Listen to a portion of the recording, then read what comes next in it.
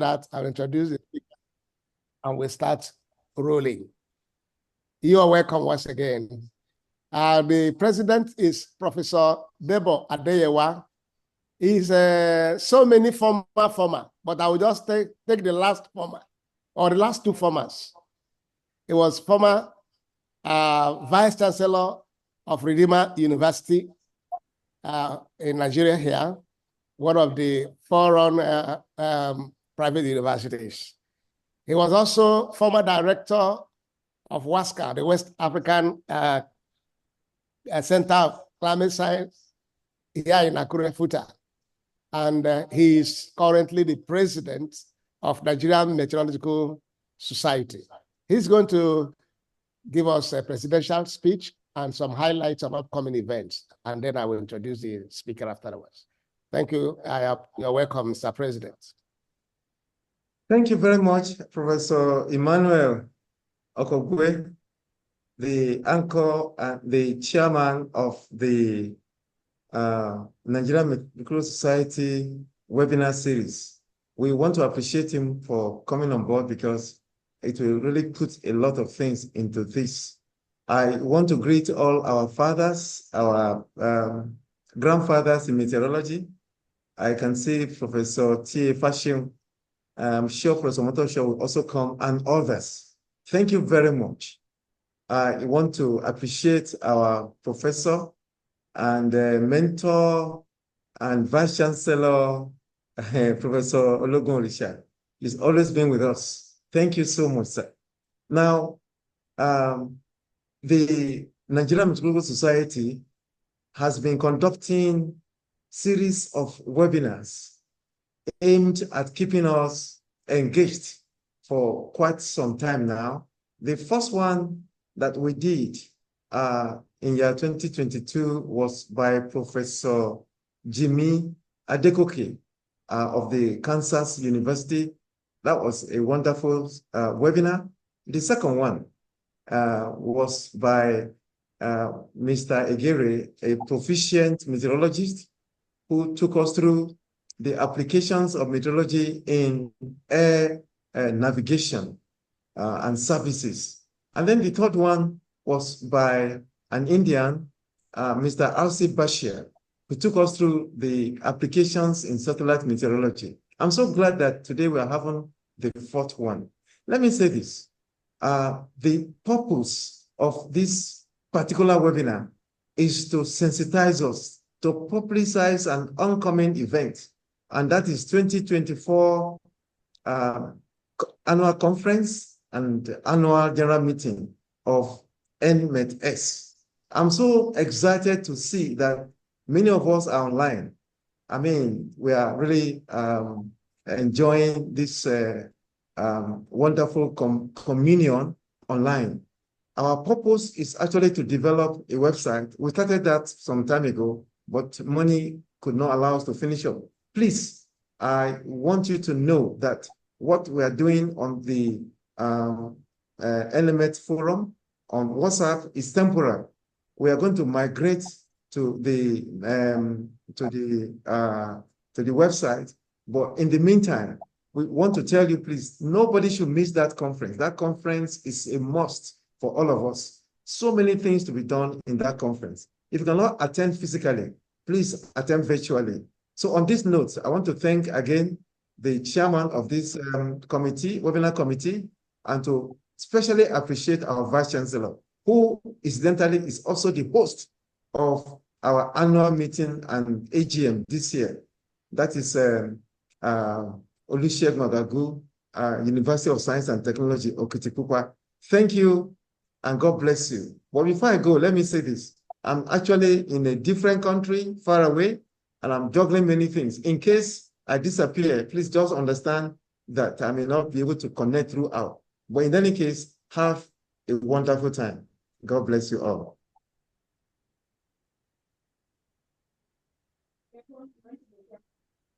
Thank you very much, Mr. President, NMET-S. Again, I'll just start to introduce the speaker. The speaker for today is Professor Temi Ologunorisa. He's a professor of meteorology and climate science, Federal University of Technology, Akure, Nigeria. And currently we loaned him to the Ondo State University of Science and Technology, now Olusegun Agagu University of Science and Technology, Okitipupa, as the 4th substantive Vice-Chancellor. Professor Ologunorisa is an accomplished scholar. He's a recipient of the United States Scholar of Extraordinary Ability Award in Climate Science in 2018. This award confers on him, on the recipient, the permanent residency of the United States. He has so many other awards, a visiting professor in leading universities across the continents of the world. He was a guest professor at the Jackson School of Geosciences, Texas, at Austin in 2022. He was also a visiting adjunct professor at different times at the University of Missouri, Kansas City, United States, and so many others. The list is so much that time would not permit me to go on and on and on and on. Today, we want to bring up Professor Temi Ologunorisa to give us the webinar on, just a minute.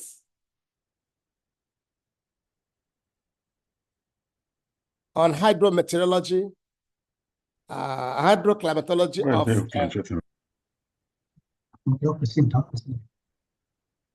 hydroclimatology of floods in Nigeria, risk assessment and management strategies. So I want to bring on Professor Temi Ologunorisa, Vice-Chancellor, Olusegun, Agagu University of Science and Technology here in Nigeria. Over to you, Mr. Vice-Chancellor, sir. Yeah, thank you very much. Professor Kogwe, the chair of this webinar series. And I also want to thank the president of the Nigerian Meteorological Society for organizing this kind of program.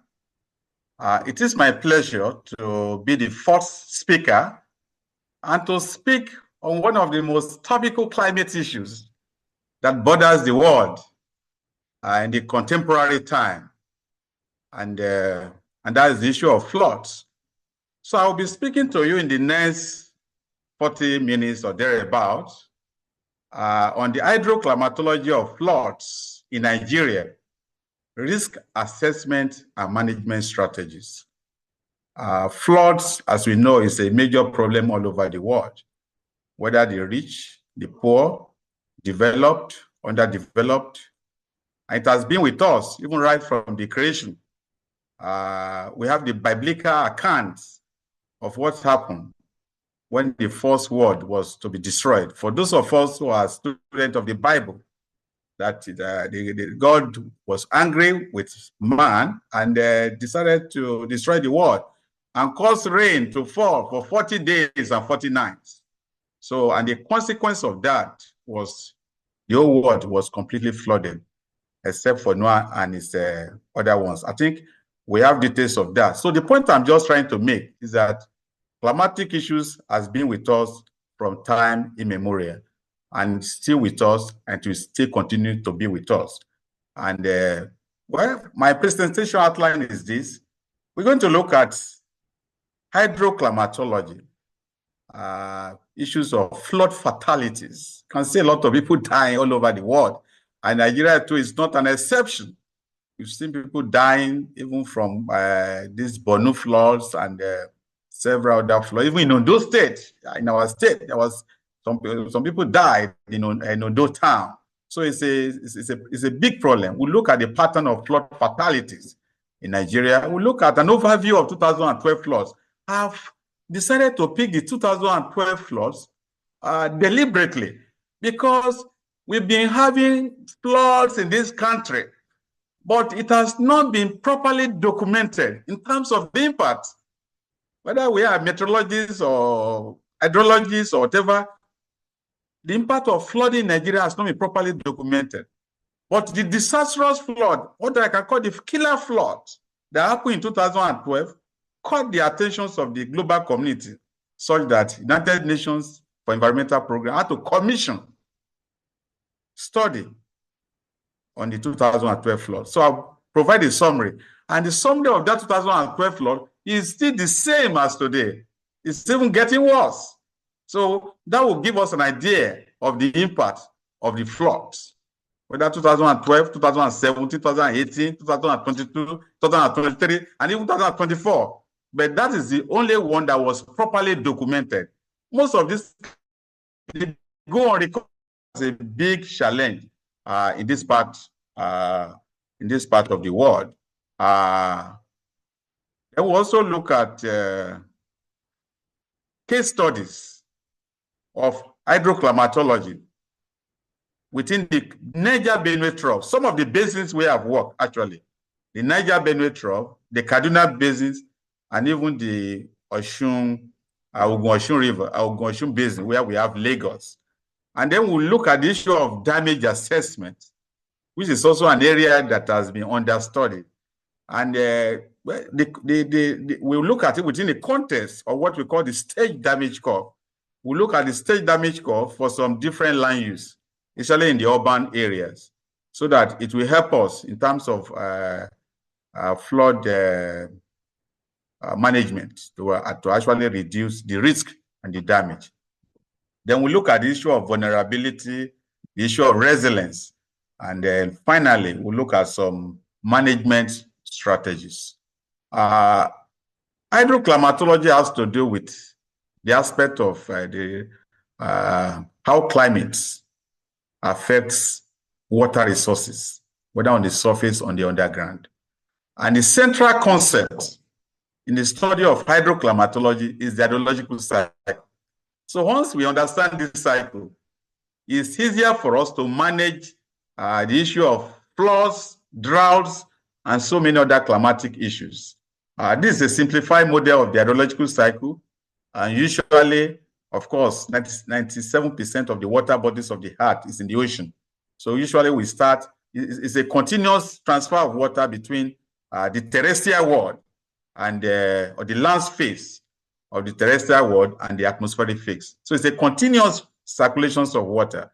It has no beginning and it has no end. And for the purpose of teaching, for the purpose of clarity and simplicity of analysis, we start from the ocean, where you have evapotranspiration, evaporation, and on the land surface, and we have condensation, precipitation, then infiltration of water on the ground, and when the capacity of the ground cannot take it, you have runoff and groundwater movement, and etc. So that is the central concept. So the whole thing we study in hydroclimatology centers around this hydrological cycle. And this hydrological cycle, there are 7 components of that cycle that are very germane to our understanding of the issue of flood, in terms of looking at the flood generating mechanisms. We have to look at the issue of evapotranspiration, condensation. So these are the 7 processes that are very central to us as far as hydroclimatology is concerned, and within the context of flood studies. And then we can, some of the issues we look at, precipitation, infiltrations. I don't want to bore you with all this one, but usually the flood we talk about, this is a typical storm hydrogram. That's when it rains, what kind of flood is generated. This is just a typical one, and there are certain characteristics. But one of the major characteristics that really affects, that's very central to us when we're looking at flood, is this peak, these flood peaks. And there are various variables that determines the peak. You have to look at the catchment, the basin characteristics, the geomorphological parameters, in terms of the size of the basin, the area of the basin, the shape of the basin, the slope, etc. The land use. I'm sure you know that the cities, the urban areas, because of the replacement of vegetative surfaces by paved surfaces, you discover that the time to peak is very fast and it causes flooding. So this is a typical hydrograph. You can see the peak discharge, and then what is called the lag time between the peak of rainfall and the peak of the runoff. And this is the recession. Recession is when the water flows away. And then, of course, there are also true flow. These are water that goes into the ground, but they don't get to the groundwater. They move laterally, and they begin to recharge the flow of the water. That's why you see some floods. They take a longer period. Even after the rain has gone, it's still causing damage arising from the true flow. And of course, we'll come to this later. This is just a water budget, which helps us to define what we can call the flood season for a particular locality. For Makurdi, for instance, this is the water budget. And water budget is just a graph of the rainfall vis-a-vis evapotranspiration. The one in the blue color is the rainfall and the point of intersection with evapotranspiration. So this is the period of excess rainfall. This is the point of intersection. So this defines the flood season, which is between May and probably October. But you can see the critical period when this kind of location is supposed to have flooding, and that is September. Then let me just take you through. We conducted a study some time ago. It was published in the Weather, Climate, and Society. It's a journal published by the American Meteorological Society. We tried to look at flood fatalities in Nigeria. When we talk of flood fatality, we're talking about people dying arising from flooding. And the study reveals that Borno area, the northeast area, it has the highest amount or critical area in terms of number of people dying from floods, followed by the north central area, then the southeastern and the southern part. The total number of people also reflects this. You can see those displays in red color. Also the northeast, the Borno area, you can see it. You can see the northwest area, the northeast area, and even the Benue Trough. These are very critical areas where we have very high fatalities. And of course, when we now look at these flood fatalities within the geopolitical zones in Nigeria, we can see a better picture. You can see that the Northwest has the highest with 496 casualties. 496 casualties arising from flooding, and then followed by Northeast, the North Central. So to say, the northern part, they're even more vulnerable than the southern part. That's the funny thing about the picture from of flood fatality, people dying from floods, and then followed by the Southwest. The least is the Southeast and the South-South. Now, of course, when you now look at the fatalities, according to states, you can see that the Yobe is also in the north. It's one of the states that has the highest rate of flood fatalities based on our study. Based on our study from 1980 to 2020, you can see that Yobe, Ogun State, Kebbi, Abuja, I'm sure in recent time, a lot of people died from flooding in Abuja. And then you can locate your state and see where it falls. Borno, if you see Borno is number 7. So it's among the top even 10 states that are vulnerable, where a lot of people die arising from flooding. And of course, so let's now take us to the 2012 floods. 2012 floods is one of the darkest in our history, where out of the 36 states in Nigeria, about 25 states were completely submerged.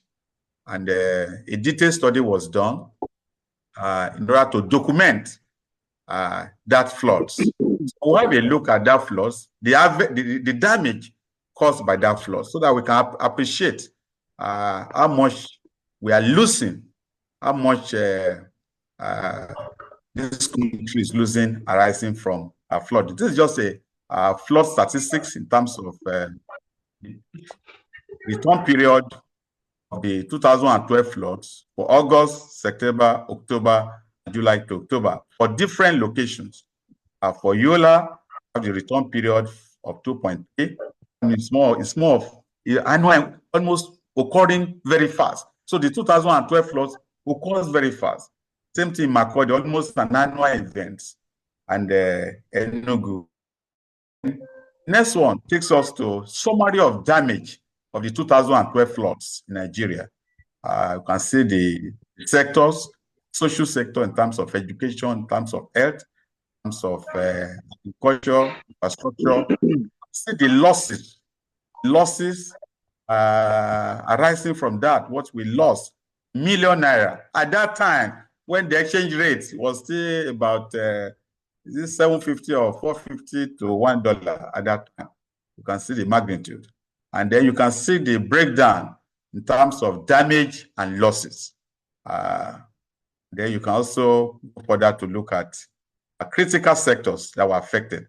Housing were the critical area. A lot of houses were destroyed. We'll see some picture very soon. Agriculture, a lot of farmers. I know so many farmers in the Benue State who went into arable farming. Their crops were completely washed away. The same thing in Kogi states and many of the states along the Niger-Benue trough. And education are also impacted. So many schools are destroyed. In fact, schools are closed down in so many states because the whole place was completely submerged. And I can also remember transport to Abuja. Lokoja was completely closed down. Nobody could, the south could not move to the north using a particular route. And of course, we can see the affected area. Most states that were affected, they are in blue, and the less affected, you can see them on the graph, as shown.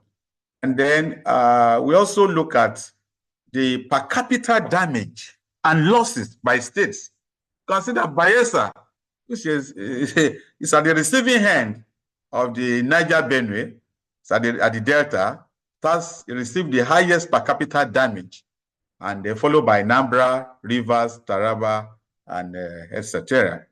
And then this is a typical submerged area in Anambra State. People moving around with boats. Many of the places, many of the settlements and urban areas, because the whole place completely submerged. And then this is a typical place to flood disaster area in Adamawa State, as the northern part. You can see houses completely submerged. People already displaced. Nobody can stay here. And these are also maps depicting mortality index within the country. And then, of course, the summary of the 2012 flood was that apart from rainfall that accounts for the 2012 floods, it was also discovered that the release of water from Cameroon, from the Lagdo Dam on River Benue, actually explained why the whole of the Benue, the lower Benue, the whole of the Niger-Benue trough was completely submerged. And it's a continuous thing. Every year they release this water. I learned that when Cameroon was to establish this dam, they consulted with Nigerian government, and the Nigerian government should set up 2 dams that can act as a buffer along River Benue. But they did not bother. They did not heed to the advice. It was part of the agreement, and unfortunately, what happens? Every year, when the water is full and the water is released, it's a story of woes on the downstream communities, especially along the Niger-Benue Valley. And of course, you can see the level of people, number of people that died in the 2012 floods. About 363 people died, 5,000 people injured, over 3 million people affected, and over 3.8 million people also displaced arising from flooding. And in fact, in terms of actual damage when you look at it in cost, it's about $9.5 billion that time, which we can, at that time, based on the exchange rate, it's about 1.48 trillion Nigerian naira. And it will take 1.6 billion US dollar to recover even from that 2012 flood. And it still continues. You can see the kind of damage what we are losing on that. And after the 2012, there was another disastrous flood in 2017. It was not even documented, of such that Benue was completely submerged.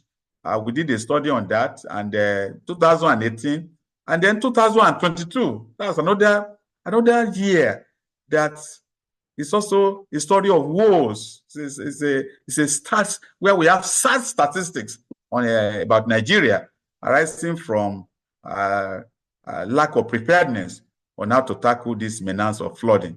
1.4 million people were displaced in 2022 floods. 603 people killed, about 2,400 people injured, and over 2.5 million people were affected over the country, and over 82,000 houses completely destroyed, and over 76,000 hectares of farmland completely destroyed in the 2022 floods. The 2023 flood is also the same thing. This year alone, over 300 people have been killed arising from flooding.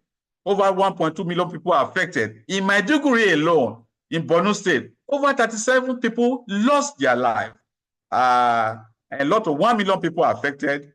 And it has been the worst flood in the last 30 years in Borno State. And it was due to heavy rain, which led to the collapse of the Alau Dam. And we are told that that dam has given a lot of signals in the last few years. And that's to tell you that most of the dams we even have, they cannot pass integrity tests. Most of the dams were established very long time ago. And when they collapse, it becomes a problem. And of course, what do we do to reduce future flooding in Nigeria?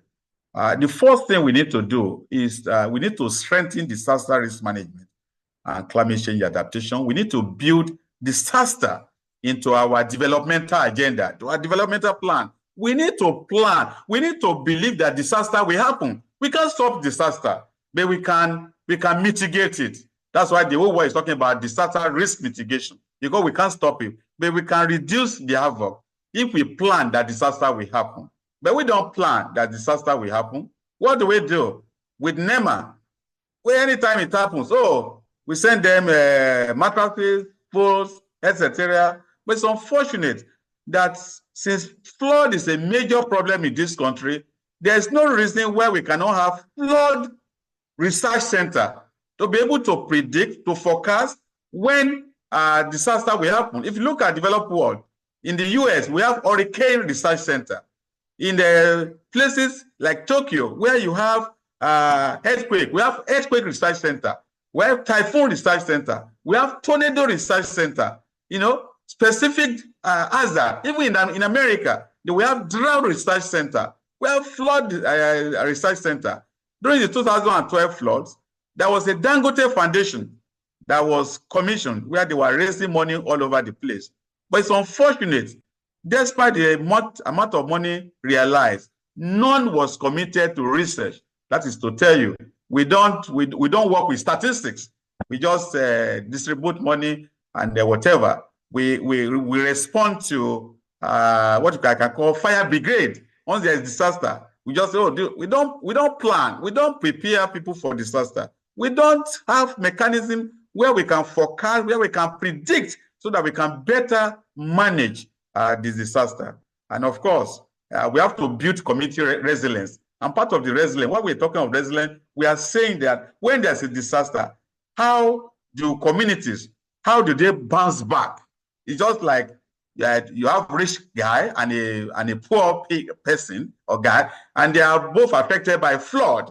And the rich man, he has resilience, he has money, he can easily bounce back. He can rebuild his house that was drowned, whereas the poor man has no resilience. He doesn't have any resources, and eventually become homeless. So we have to build the ability of our community to bounce back, to recover when there's a disaster. That's the issue we could talk about, resilience. And of course, like I've said, we have to ensure that climate change resilience, they are built into key sectors, into agriculture, into energy, into education, into every sector that are affected by climate.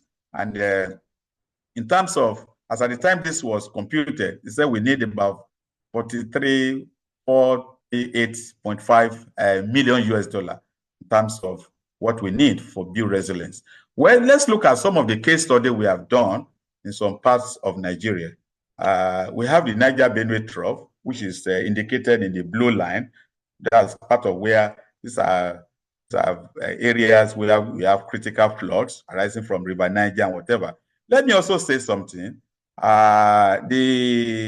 Within the Niger River, there are two types of flood here. We have what is called black flood, and then the white flood. And the white floods occur around October, around this period now. That's the white floods, which is caused by most of the rivers, water coming from our Nigerian catchment. And then you have the black floods, which occurs sometimes around December to March. And that comes from the release of water from Futajalon highlands into River Niger. And of course, you can see the story I was talking about. This is it's a picture uploaded by Vincent Udoka Oje. You can see Lokoja. You can see the whole city completely submerged in 2022. That's about 2 years ago. It's the whole city completely submerged. You can see picture don't lie. That's Lokoja for you. And it's a serious case. This is also Lokoja, where people are rendered homeless. They have to go through water, see the whole houses completely submerged, no transportation, farmland completely destroyed. That's a city that is bubbling. See the way it has been reduced within the Benue Trough. And of course, we have done quite a number of studies to look at what the climatology and the hydrology of this flooding. We've done so many studies, and we discovered that so many flood damage has been reported 96, 99, 2000, several within the Benue Trough, the Niger Benue Trough. And from our summary of statistics, or what we have done, hydroclimatological statistics, in terms of the mean, the peak, coefficient of variation, the MK test, the descent slope, trends, whatever, we discover that the month of August, the critical month, when within the Niger Benue, they have disastrous floods occurring. It begins to build up sometimes in May, June, but by August, that's why you begin to hear fatalities, people dying, bridges completely submerged, houses submerged, and etc. And then these are also some of the statistics. And there's a relationship between the rainfall and the runoff.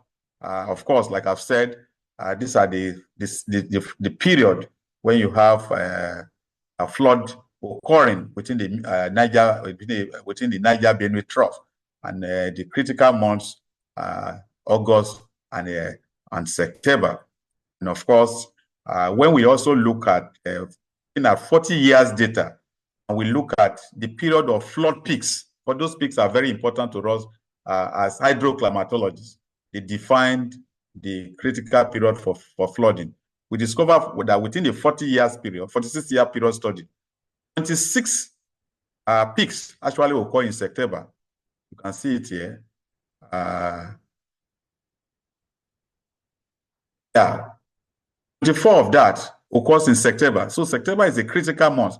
About 20 peaks were recorded in October.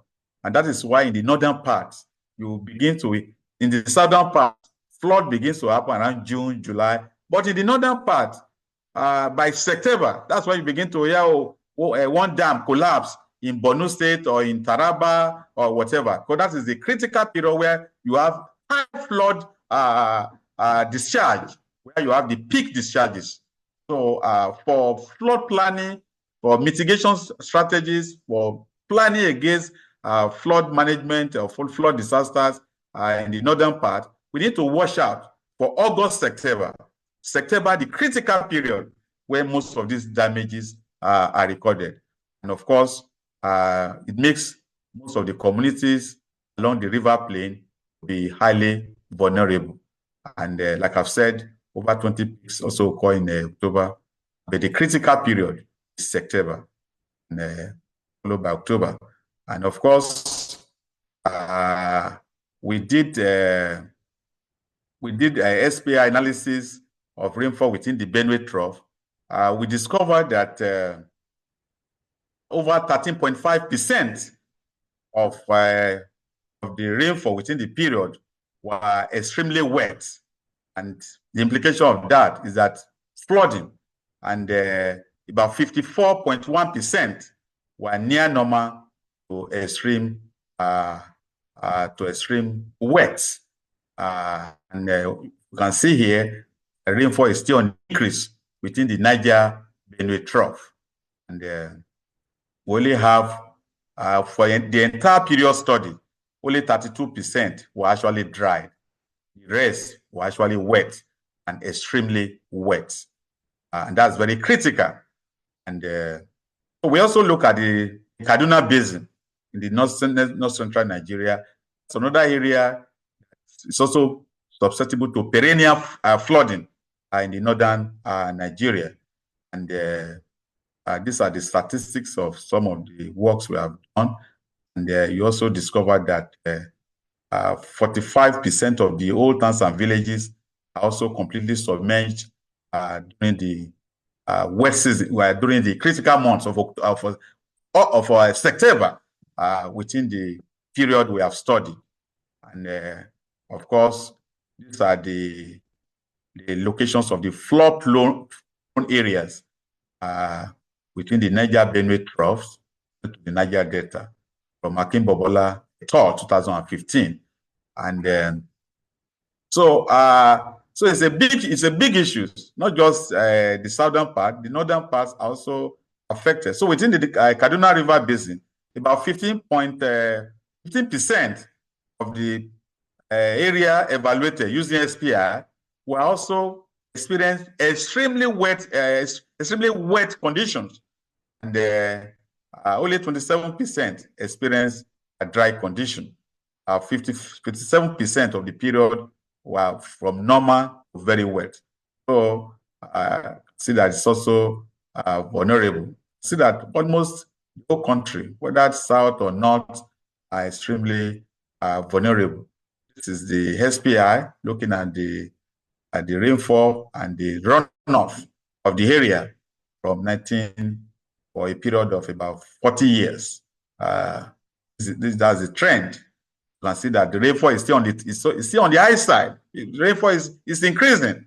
That's why we still continue to have flooding every year. So it has not come down.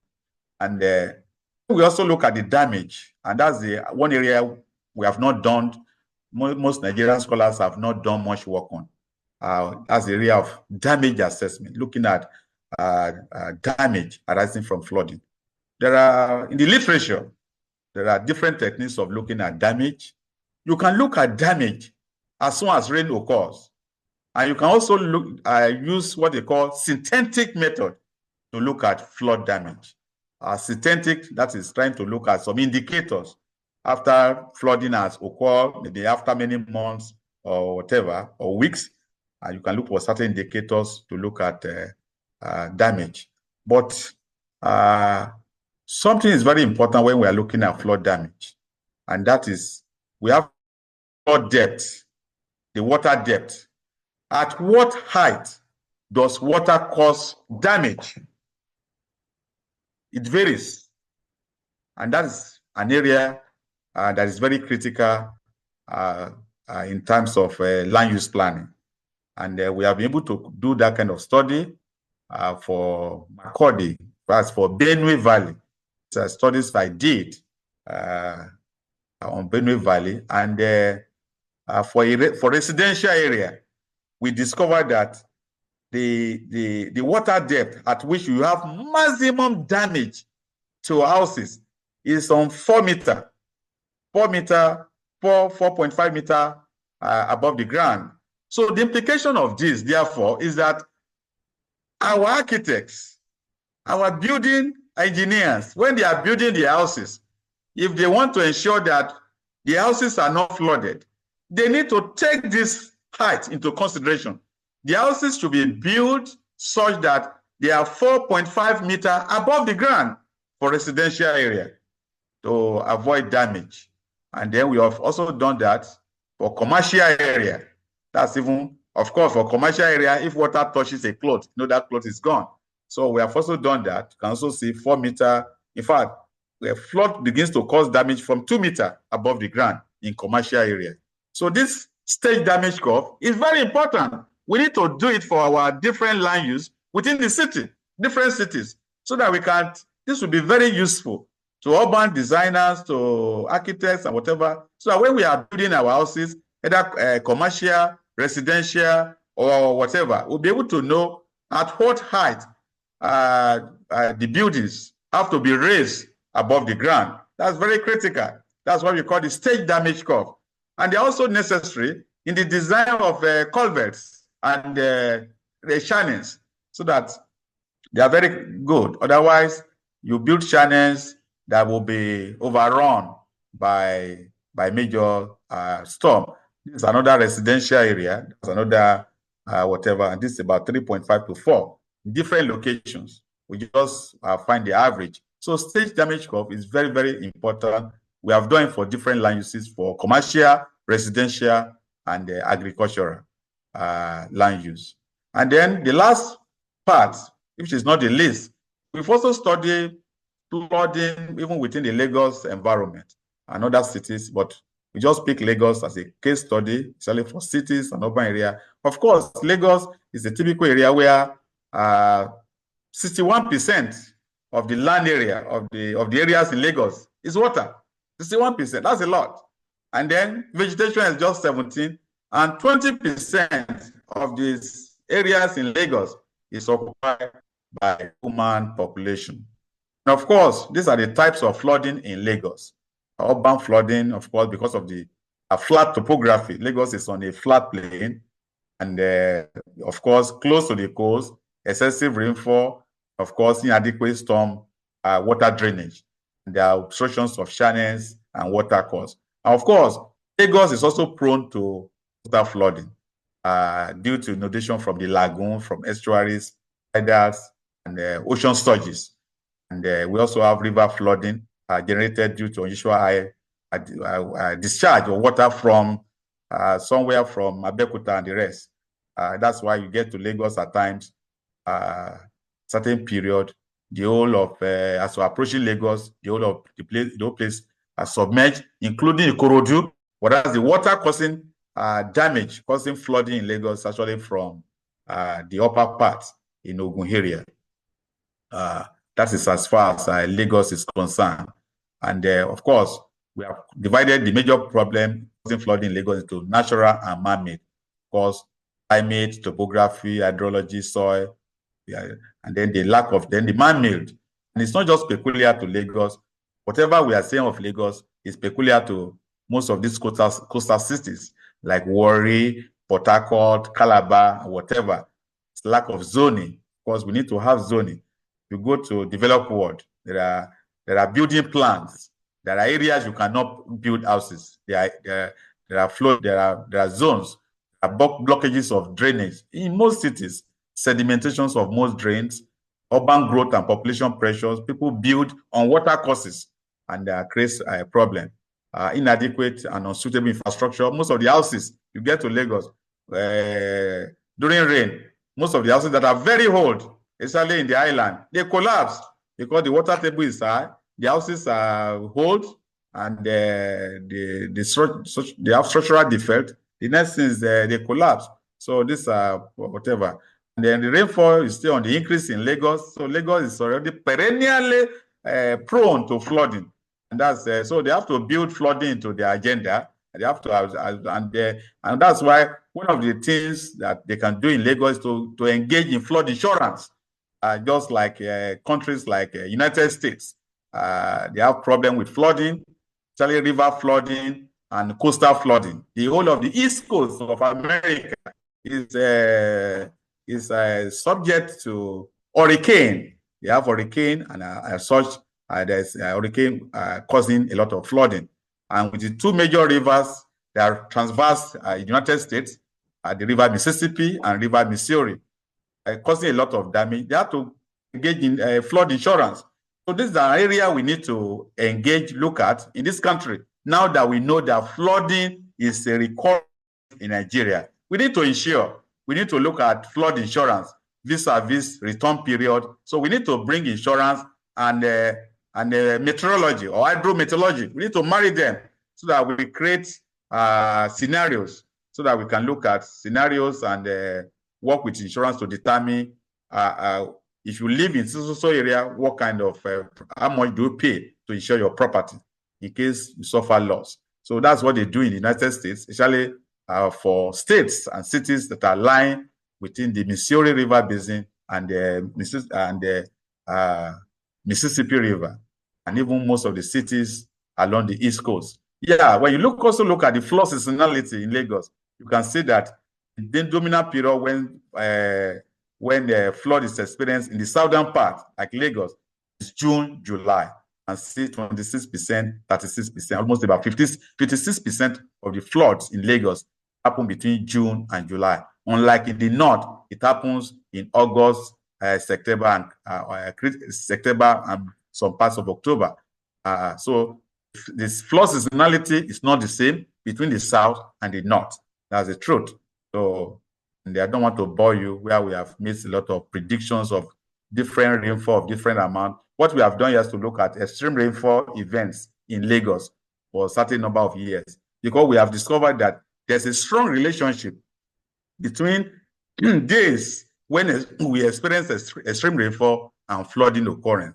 So you can actually predict flooding events by actually studying by predicting extreme rainfall events. So you can predict when flooding can occur in an environment, especially Lagos and other places. We have done that for Lagos, and we can look at the return period. And but this is just one of the rivers that is causing problem in Lagos, River Yewa, as the hydrograph. And so these are just rainfall runoff relationships of statistics within Lagos. So in summary, we can see that disaster will happen, but the most important is that we're exposed to disaster, flooding, and we're vulnerable. If you live in floodplains, we are vulnerable. You are in Lagos, you are vulnerable. So, so socioeconomic factors, terms of exposure and vulnerability, determine risk of disasters. These are factors that contribute to disasters. And when we are also looking at issues of flood vulnerability, three critical things we look at. We look at exposure, the system that are exposed, the people or property that are exposed, the susceptibility, how susceptible are they? It's just like you have to, like I've said before, there could be two settlements on a floodplain. One may be a little bit on a high area, another one in a low area. When flood comes, the two of them are not susceptible to the same. They are hit by the same disaster, but their level of susceptibility are not the same. The same thing with human being. You have a rich guy and a poor person, and of course, the rich guy is not too susceptible because he has money. Just like when we had, what is it called, the Hurricane Katrina in New Orleans.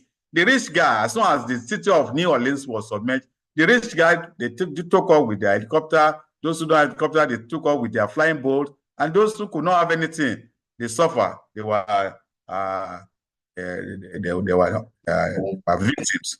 And then you have the resilience, and these are also some statistics. So in summary, I'm running up now. Some of the challenges and of mitigating flood risk in Nigeria Number one, inadequate flood control structures. We have aging and weak dams. Most of the dams, consider most of the floodings are caused by river flooding and flash floods, especially flash floods after heavy rains. And most of the dams are aged. We need to look at the structural integrity of the dams and inadequate maintenance and monitoring of the dams, lack of flood risk awareness, inadequate solid waste and drainage, flood zone management. And there's no integrated water resources planning, national, state level. And there's also weak integrations of climate variability or climate change into planning.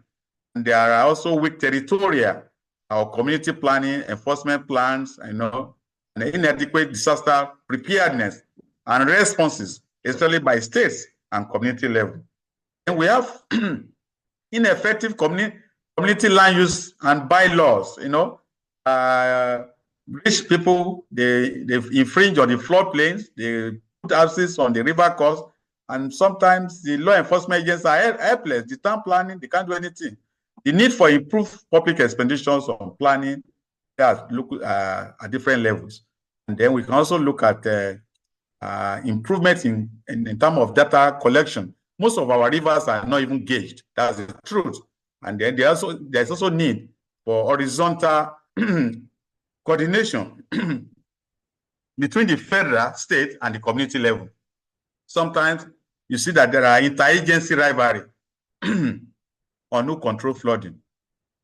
The NIMET, Hydrological Agency, NEMA, all of them, sometimes they are not coordinated. Infrastructural problems, poor water resources management, and conflicts, like I've said.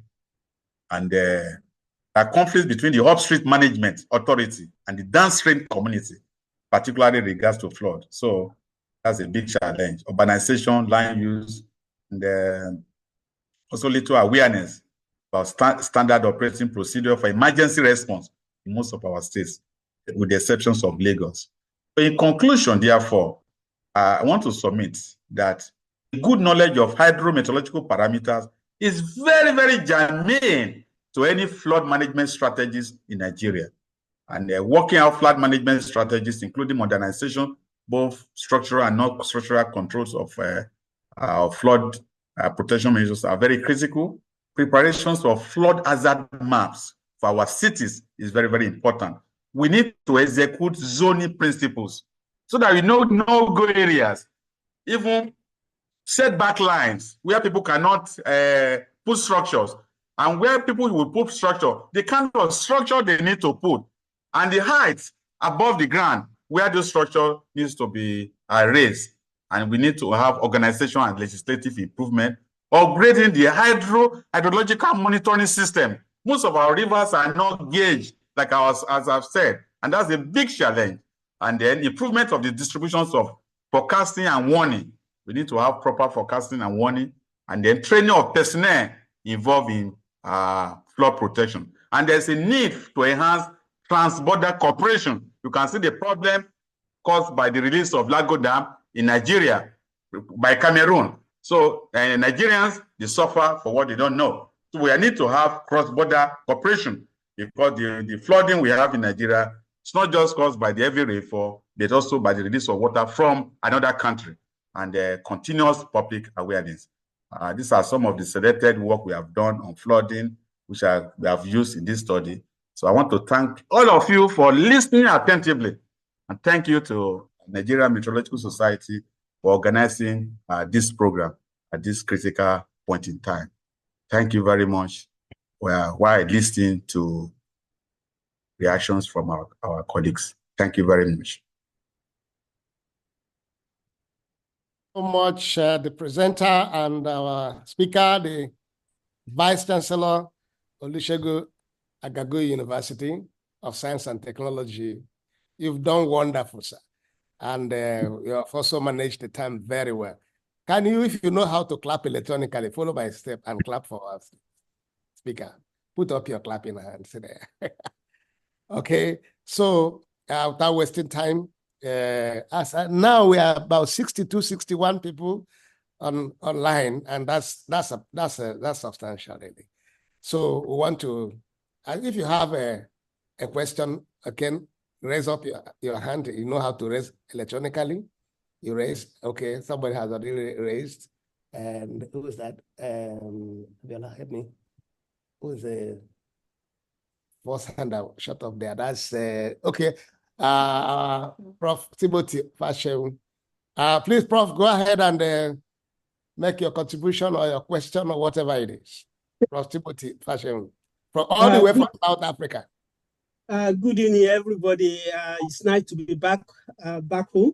I also want to thank the presenter, the Vice-Chancellor, for a very, very illuminating presentation. And in fact, this presentation is well timed because it benefits me. May I just say that I'm blessed. I'm a child of three worlds. I left academics to work with the government. So I was in policy space, you know, how to control, how to do something about all this. I spent 17 years developing policy and so on in South Africa, in managing disasters and things like that. Then I retired. Now I'm a consultant. So now it is said that now all those things that you have told us to do, will you come and do it now? So yesterday I had a 1-hour meeting because I got appointed to develop flood risk and vulnerability assessment for a municipality. Let me rewind. For the past 5 days, we have been having flooding in South Africa. You must have seen it on the internet. Very, very serious. And we have a department, the disaster management department, just as the Prof had said. We have a very effective one. And they rose to the occasion. Some people actually died, but they rescued some people, they resettled them, and they also gave them food and things like that. Our flooding, one of them was due to a collapsed dam. Just as you said that it seems as if we do not have maintenance culture as Africans. So we did not maintain those dams, and they collapsed and many people died. Then we had deluge of rainfall too. So it was a serious problem in South Africa. So I just